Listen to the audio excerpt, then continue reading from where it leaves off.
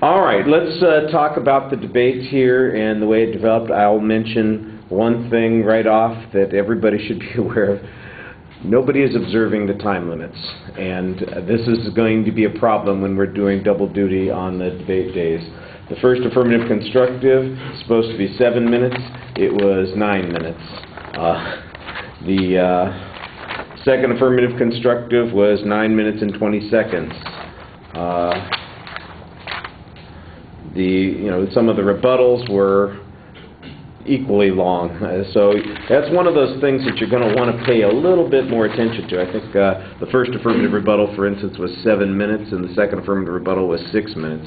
So you're getting some extra time on these because, we're only doing one a day, and I'm not freaking out about it. But when we have a second debate scheduled, I'm going to pass off my timer, for instance, to whoever's keeping time, and we'll have you do it as a countdown, and it'll make a nasty noise at the end of the 7 minutes so that everybody knows that you're supposed to stop. We'll give you a few seconds to stop, and then I will interrupt you.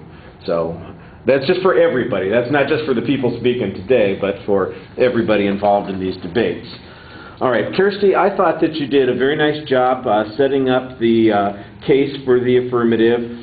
You do have a good explanation about what the justification is. I thought it was interesting, though, when you talked about how there's going to be continuing importance about this, especially with some of the upheaval that's going on in Egypt and Israel's lack of security. That never becomes an issue in the debate after the first affirmative speech. The negative ignores it. Your partner doesn't bring it back up and point out, this is another reason that we really need this is because we're we're going to have much less cooperation in the terrorist field than we've had before because of the problems in the Middle East, and we're not going to have the same kind of support from our allies in the Middle East that we had before. So we need to think ahead of time about what it is we're going to do in these circumstances. I thought you guys set up a good justification for future significance on this, and then nothing ever happens with it. The negative doesn't talk about it. You never talk about it again. So if it's in the first affirmative, what does it get you? You could have taken that out and then had a 7-minute constructive speech, and you wouldn't have had any problem. The inherency issue is pretty clearly explained. You've got the Obama rule. You talk about how it's been limited in some situations. There's a lot of information about how these things have been operated on, and I thought that you did a good job setting up a justification for doing this.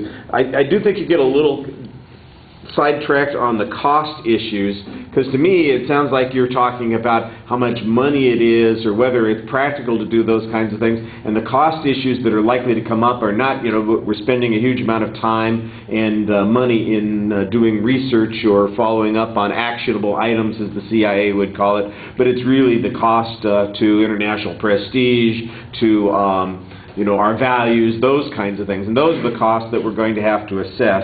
And I think you needed to do a little bit better job either in preempting that or in answering it, because I don't think that the affirmative answers some of those points very clearly. On the other hand, you've got very good solvency evidence. You've got excellent evidence that talks about here's what we have prevented by these techniques. Here's good evidence that, we've got the plot to blow up 7 planes over the Pacific. We've got the second wave that was supposed to hit the West Coast. And we know that these are not just myths because there was follow-up on those actionable things that we got from that. And we found the plotters. We found evidence that they were getting ready to commit those crimes. They had plans. There were videos that indicate their guilt in this particular situation. In essence, because of this information, we probably saved the lives of thousands of people on planes, thousands of people in buildings on the West Coast, so on and so forth.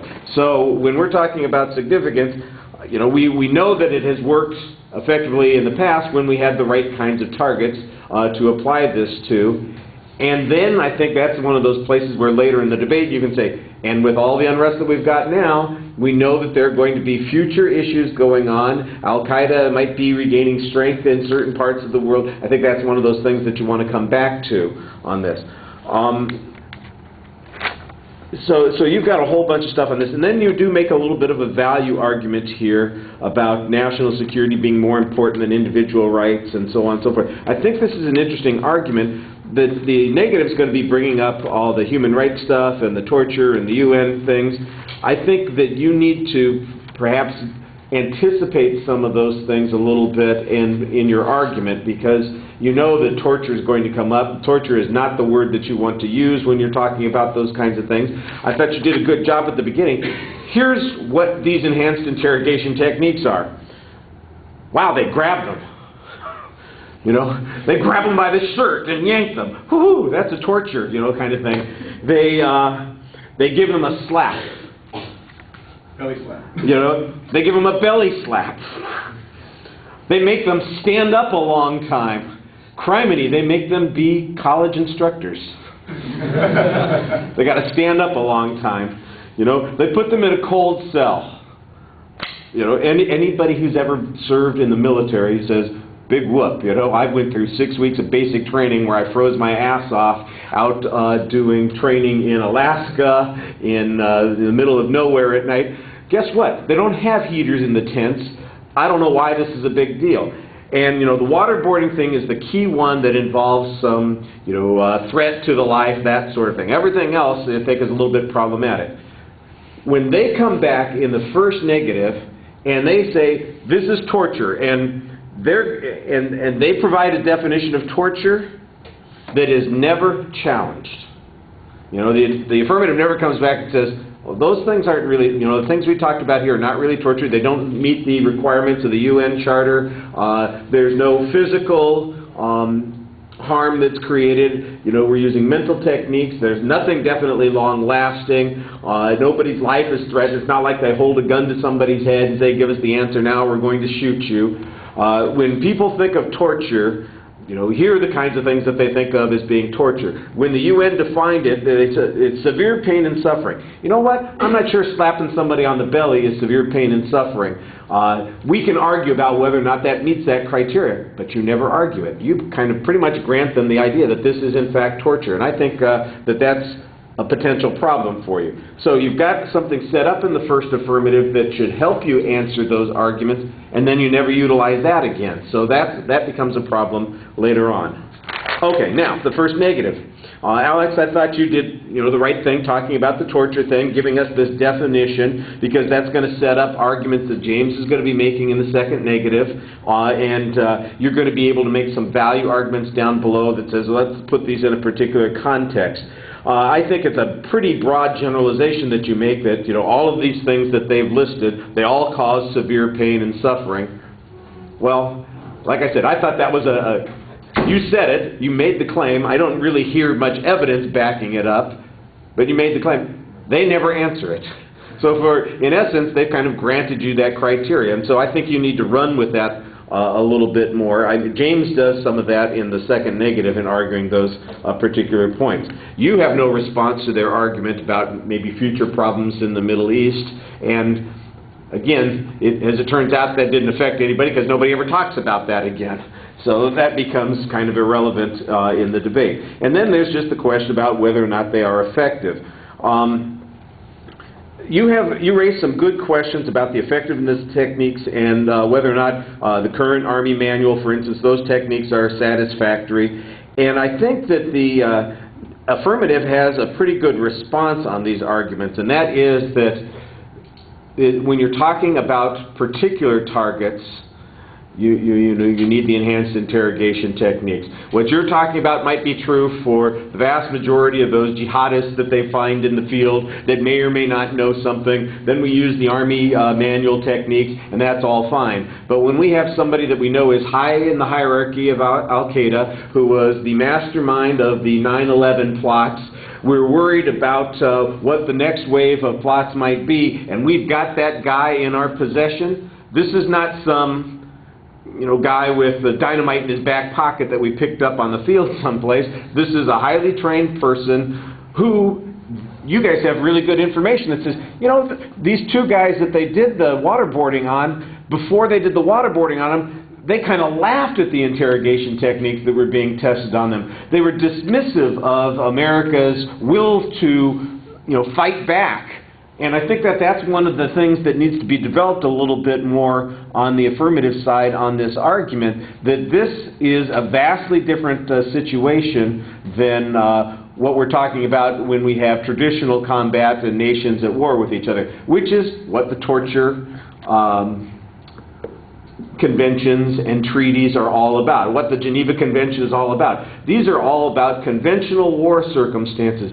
We are dealing with a group of people that are the most ruthless people in the world. They don't adhere to any laws of civilization. And you've got a good example of that when you talk about Daniel Pearl's, decapitation being used as a recruiting tool. And that was well before the enhanced interrogation technique, so I think that that's a good answer on that particular point. And then, Alex has got those extensions on that. So you have a good challenge on this. I think ultimately their arguments on that point are going to be a little bit stronger, because you kind of come back with those general sorts of things. Further on down, you're talking about, well, are we going to get reliable information? We're going to have to ask questions. And that becomes the big argument at the end of the debate when James is summarizing things. It's all, well, how will we know? How certain are we going to be? That sort of thing.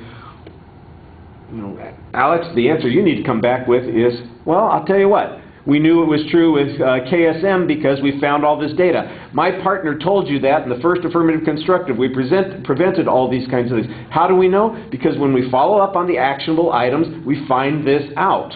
We don't just use these enhanced techniques for no reason. We told you that. We told you that when we used them, we got results. And we know that we got results. They haven't challenged those results. They're only challenging whether or not it's legitimate for us to use those results. They're challenging this idea of torture being used in all kinds of cases, but it's only being used and advocated by the affirmative side in very limited circumstances. And I think that's kind of the contrast that you need to make down the road. Alex, same, like I said before, I think you let them get away with defining this stuff as torture, and you ought to be fighting back on that. I think there are good grounds for you to challenge this argument and also the criteria, because that, all of James's arguments later on are based on this concept, right? And if you grant that, you're in essence granting them the link on the disadvantages that he's presenting. So I think you want to fight back a little bit on that. I think you could get more significance out of that anticipated future problems, so you need to think about how you could use that a little bit more. On the other arguments, I thought you did a very good job in responding to those. Like I said before, I think in the long run, you've got pretty firm evidence here that these techniques were effective in the 3 cases that they were used in to get this particular kind of data, and that we need those kinds of outcomes.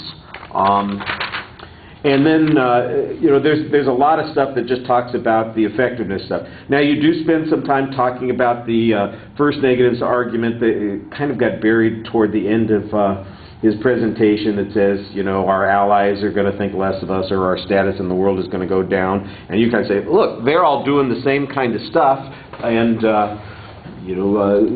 the idea that this is something that's problematic, they don't see it as being a violation. If the British thought it was a violation of the human rights things, why are they getting away with putting hoods on IRA terrorists? If the Israelis had these kinds of issues, how come their officials are not being, they've got diplomats that visit Europe. How come their diplomats aren't being yanked out of their hotel rooms and tried before the world court for these torture techniques? The answer is because nobody really believes these kinds of techniques are torture. And the people who do are not the people in power. They're just people who object to Americans in general. And I think that that's a good way to maybe present that argument. So I thought most of the second affirmative did a good job at developing this point. Although sometimes you seem a little bit ambivalent about suggesting that this is a legitimate position. I think when it comes to the issue of how Americans perceive it, it could be a little bit stronger. And I think the strongest argument that you have is we know that it has prevented these kinds of attacks. You need to keep emphasizing that. All right, James. Wait, I got to stop here.